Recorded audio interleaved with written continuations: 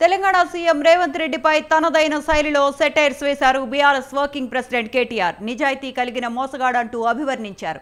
ఉమ్మడి మహబూబ్ నగర్ జిల్లాలోని అమన్గల్ బీఆర్ఎస్ ఏర్పాటు చేసిన రైతు దీక్షలో పాల్గొన్నారు కేటీఆర్.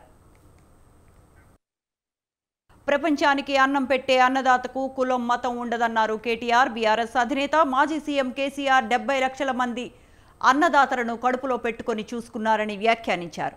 మాట ఇవ్వకపోయినా 73,000 కోట్ల రూపాయల మేర రైతు బంధు జమ చేశామని తెలిపారు. రైతుల కోసం 5 లక్షల బీమా ప్రవేశపెట్టిన నాయకుడు కేసీఆర్ అన్నారు కేటీఆర్.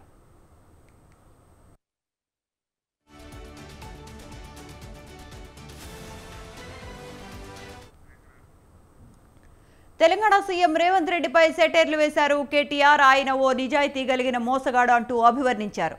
ప్రజలతో ఇన్ని తిట్లు తిన్న సీఎంను ఇప్పటి వరకు మరొకరిని చూడలేదన్నారు కేటీఆర్. రేవంత్ రెడ్డి గారు పిసిసి అధ్యక్షుడు ఉన్నప్పుడు ఎన్నికలకు ముందు ఒక మాట చెప్పిండు. మీరు 2 లక్షల రుణమాఫీ తీసుకోండి, నేను వస్తున్నా 2 లక్షల లోన్ తెచ్చుకోండి.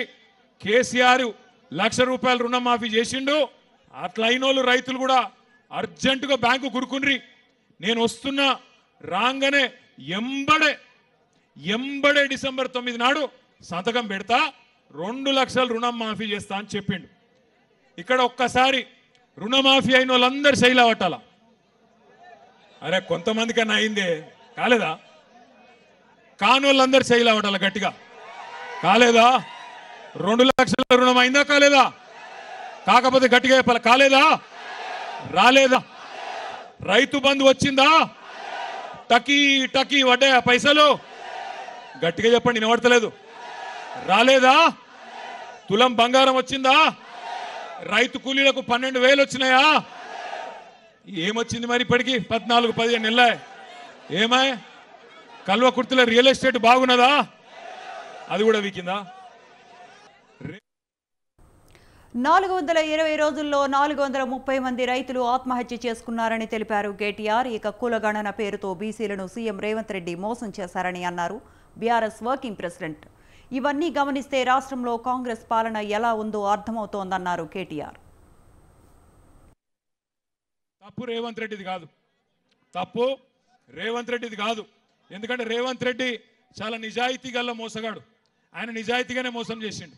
ఏం చెప్పిండు రేవంత్ రెడ్డి టీవీలలో? ప్రజలు మోసపోవాలని కోరుకుంటారు. చూసిరా మీరు లేదా? అది మోసపోవాలని కోరుకుంటారు ప్రజలు, మోసగాళ్ళని నమ్ముతారు. అందుకే మేము మోసం చేస్తూనే ఉంటాం అని చెప్పిండు. కానీ నిన్న ఇవాళ చూస్తున్నా, అమ్మతోడు చెప్తున్నా, తెలుగు భాషలో గిన్ని తిట్లుంటాయని నాకు కూడా తెలియదు. అరే రే రే రే ఏం తిట్లు తిడుతుర్రా ఆయన నాకు అర్థం కాదు.